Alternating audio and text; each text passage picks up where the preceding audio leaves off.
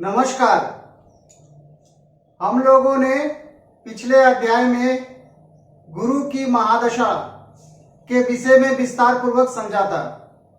आज अध्याय संख्या 8 में अर्थात दशाफल अध्याय संख्या 8 में आज हम लोग चर्चा करेंगे शनि की महादशा का फल। शनि यदि महादशा में आए तो उसके फल को हम लोग किस प्रकार समझेंगे। सबसे पहले हम लोग यह समझ लेते हैं कि शनि की जो महादशा होती है वह 19 वर्ष की होती है।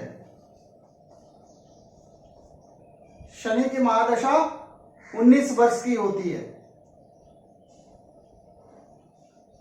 इसके बाद हम लोग शनि के विषय में कुछ समझ लेते हैं। शनि एक नैसर्गिक अशुभ ग्रह है। शनि एक मंदगामी ग्रह है। शनि एक राशि को भोगने के लिए उसको 2.5 वर्ष का समय लगता है। शनि एक नकारात्मक ग्रह है। इसके बाद हम लोग इस बात को समझने का प्रयास करेंगे कि किसी भी ग्रह की महादशा जो होगी वह महादशा या उस महादशा में वह ग्रह 2 तरीके से फल करता है, जिसे हम लोग पूर्व से ही जानते आ रहे हैं। पहला होता है वह अपने स्वभाव के अनुसार, और दूसरा होता है वह जिस भाव के स्वामी होते हैं वहां के वह फल करते हैं। तो आज हम लोग सबसे पहले समझेंगे कि शनि जो है वो अपने स्वभाव के अनुसार किस प्रकार फल करता है। इसके लिए हम लोग शनि के कार्य तत्वों को जानना जरूरी है। तो हमने यहाँ आज बोर्ड पे कुछ कार्य तत्वों को लिखे हैं, इसको हम लोग डिस्कस करेंगे। शनि के कार्य तत्वों के विषय में विस्तार पूर्वक हम लोग 1 से लेकर 100 अध्याय के मध्य पढ़ चुके हैं। शनि आयु का कारक होता है। यदि शनि महादशा में आए, किसी भी जातक की महादशा में आए, तो वह क्या होता है, आयु का कारक होता है। तो स्वतंत्र रूप से वह क्या करेगा, आयु के फल को करेगा। यदि शनि शुभ हो अर्थात वह केंद्र त्रिकोण में स्थित हो या एकादश भाव में स्थित हो, उच्च का हो या मूल त्रिकोण का हो, सौ राशि का हो, मित्र राशि का हो या सम राशि का स्थित हो, और तथा शुभ ग्रह के साथ हो या शुभ ग्रह के प्रभाव में हो, तो ये यदि ऐसी स्थिति होगी तो जातक की आयु अच्छी होगी।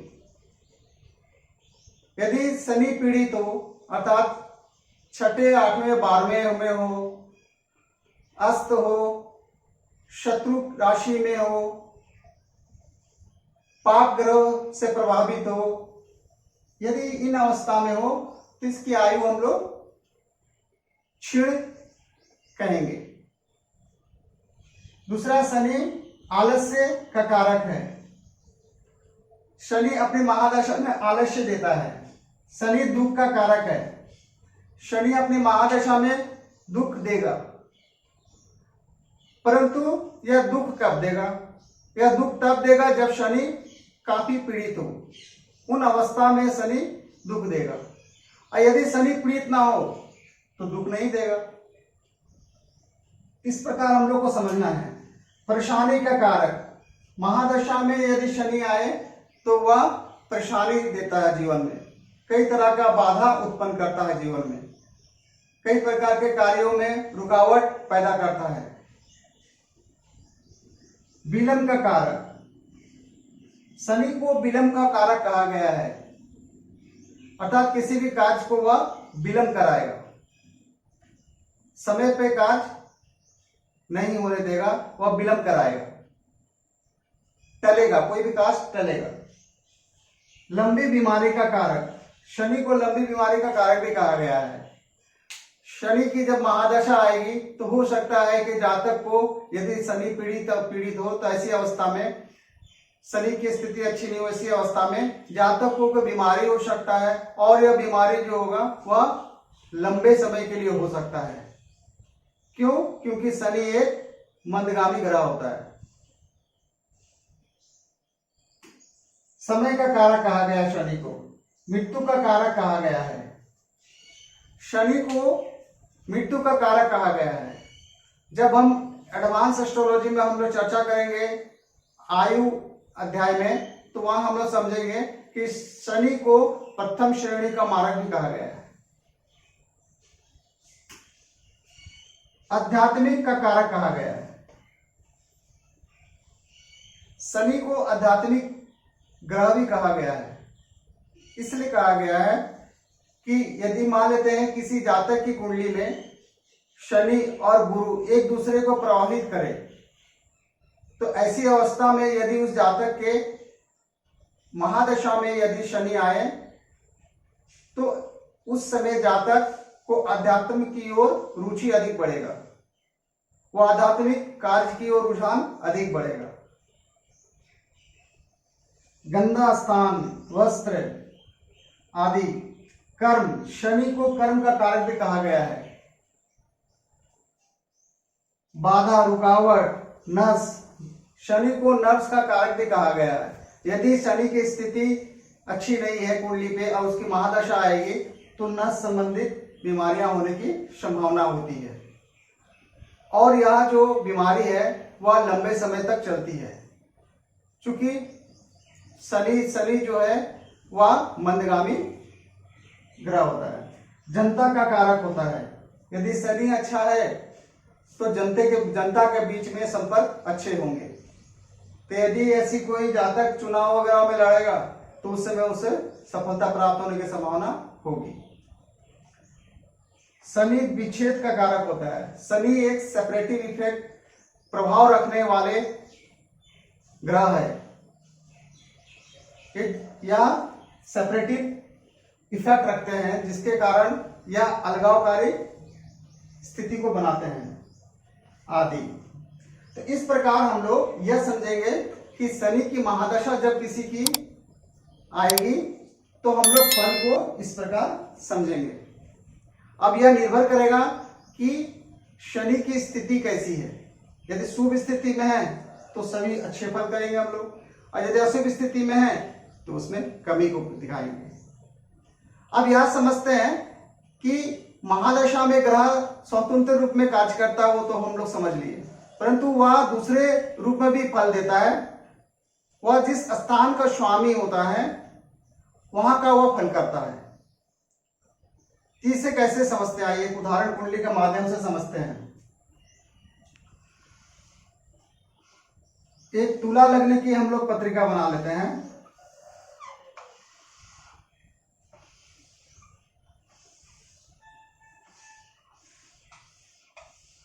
एक तुला लग्न की हम लोग पत्रिका बना ली है। 7, 8, 9, 10, 11, 12, 1, 2, 3, 4, 5, 6। तुला लग्न की पत्रिका में शनि चतुर्थ तथा पंचम भाव के स्वामी होते हैं, अर्थात शनि केंद्र तथा त्रिकोण के स्वामी होंगे। त्रिकोण का स्थान योगकारी स्थान कहलाता है। तो यहां केंद्र और त्रिकोण मिलकर क्या बनाएंगे, पूर्ण योगकारी योग बनाएंगे। तो यहां शनि क्या हो जाएगा, तुला लगने के लिए शनि यहां पर क्या हो जाएगा, पूर्ण योगकारी ग्रह हो जाएगा। तो शनि एक अशुभ ग्रह होने के बावजूद भी, इसमें नेगेटिविटी होने के बावजूद भी तत्कालिक स्थिति के अनुसार शनि को यह बाध्यता है कि वह चतुर्थ और पंचम का फल करेंगे, क्योंकि उन्हें शुभ स्थान प्राप्त है। तो अपनी महादशा में वह कहां का फल करेंगे, तुला लग्न में चतुर्थ का फल करेंगे और पंचम का फल करेंगे। मान लेते हैं कि शनि यहां स्थित है, पंचम भाव में शनि स्थित है। यदि शनि पंचम भाव में स्थित है तो शनि योगकारी ग्रह है, शुभ स्थान में स्थित है, तो यहाँ के फल अच्छे करेंगे, यहाँ के साथ साथ चतुर्थ के फल भी अच्छे करेंगे। इसके साथ शनि की दृष्टि भी होती है। शनि की 3 दृष्टियां होती है, तीसरी दृष्टि, 7वीं दृष्टि और 10वीं दृष्टि। शनि अपनी तीसरी दृष्टि से 1 2 3 शनि अपनी तीसरी दृष्टि से सप्तम भाव को देखेगा।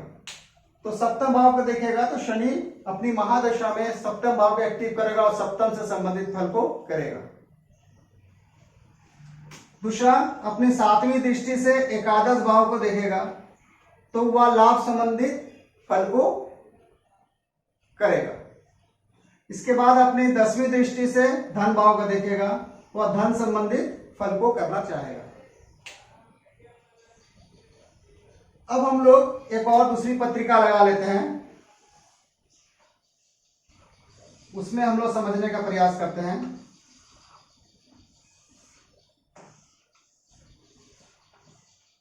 एक वृष लग्न की पत्रिका बना लेते हैं। 2 3 4 5 6 7 8 9 10 11 12 1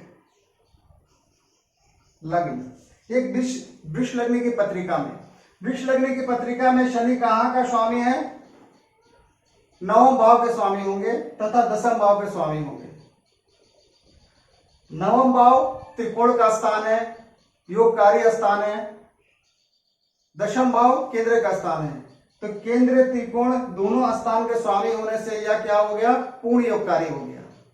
तो वृष लग्न की पत्रिका में शनि यहाँ पूर्ण योगकारी ग्रह है। तो वृष लग्न की पत्रिका में इसकी जब शनि की महादशा आएगी तो शनि दशम और भाग्य का फल को करेंगे और ये अच्छा फल करेंगे। अब मान लेते हैं कि शनि 10वें भाव में स्थित है, यह कर्म भाव होता है। तो शनि यहां स्थित है। शनि यहां स्थित होने से कर्म संबंधित फल वह अच्छा करेंगे, इस भाव का से भी फल अच्छा करेंगे। इस बात को हम लोग को समझना है। इसके बाद शनि की 3 दृष्टि होती है, तो यहां स्थित हो गए 1 2 3 कहां का फल करेंगे? द्वादश भाव का फल करेंगे। इसके बाद 7वीं दृष्टि 3 4 5 6 7 7वीं दृष्टि से चतुर्थ भाव के फल को करना चाहेंगे तथा 10वीं दृष्टि से 7 हो गया 8 9 10 10वीं दृष्टि से सप्तम भाव के फल को करना चाहेंगे। इस प्रकार हम लोगों ने देखा कि तुला लग्न में और वृष लग्न में शनि पूर्ण योगकारी ग्रह होते हैं और ये शुभ फल देते हैं इन दोनों लग्नों के लिए अपनी महादशा में या अंतरदशा में जब आएंगे। तो इन सब के अलावे हम लोगों को यहां नहीं भूलना है, काल पुरुष की कुंडली को नहीं भूलना है। काल पुरुष की कुंडली में शनि 10म तथा एकादश भाव के स्वामी होते हैं।